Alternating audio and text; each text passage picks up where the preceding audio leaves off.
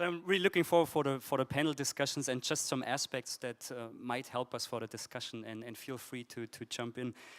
I'm a mobile guy, as Harald said, and we talked about the passion for mobile, and you called it the lifestyle of mobility. So basically, that's why we're here, because we like to be mobile. And this is pretty much the most immobile thing imaginable. I mean, literally, it's painful. It's either very small and mobile, or it's big and it's quite not usable. We literally nail it to our wall. It sticks there, and it's really considered to be a broadcast medium. Like people, it's just like one way. It's like one directional. So this is pretty much the stereotype you would have as a TV watching couch potato. I see definitely Konrad in this somehow.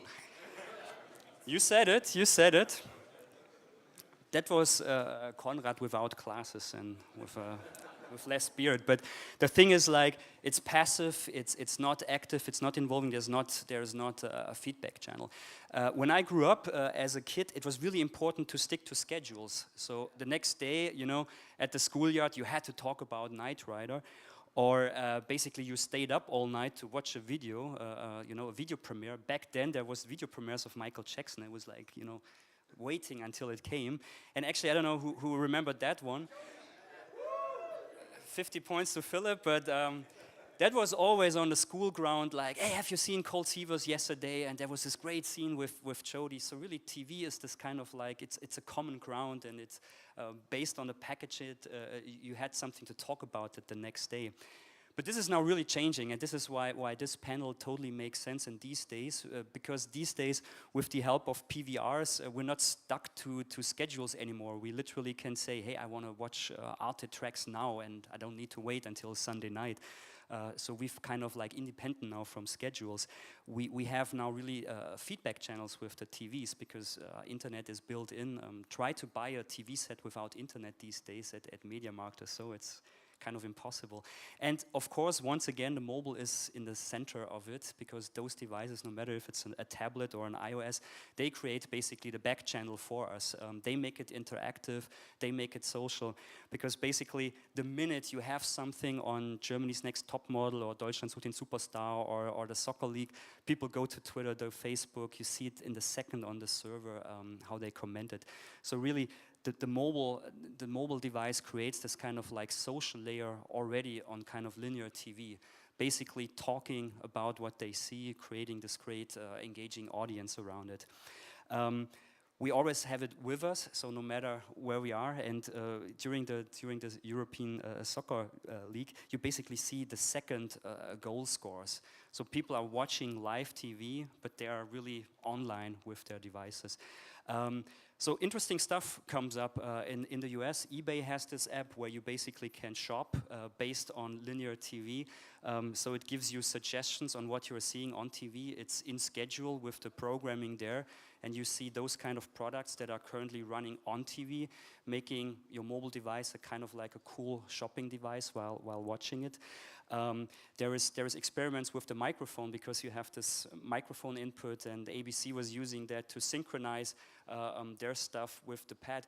So no matter if you have, let's say, this was to show My Generation, so if you had it on your PVR and if you watched it at 3 a.m. in the night, your device still knows exactly the minute, the second you're watching based on the microphone input. You have other stuff like, you know, new hardware coming up. So, you know, all these experiments to get the social graph into a remote control and into these devices.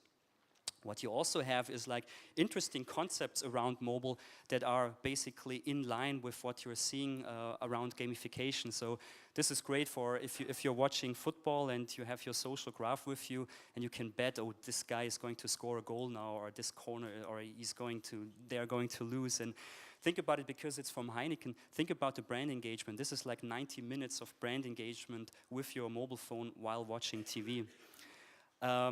And a great example for gamification, because it's in all of us, as the male people around us will say.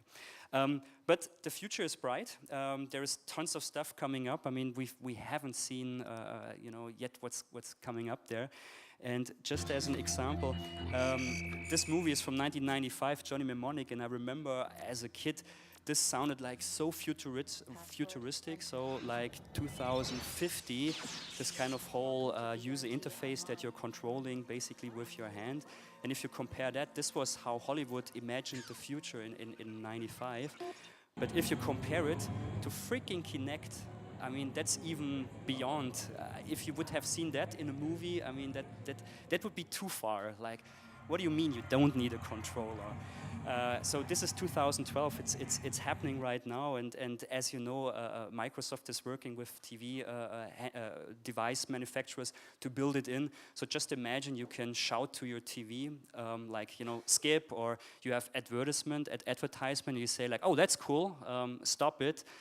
Actually, I want to know more, or just interact with gestures, etc. Final point.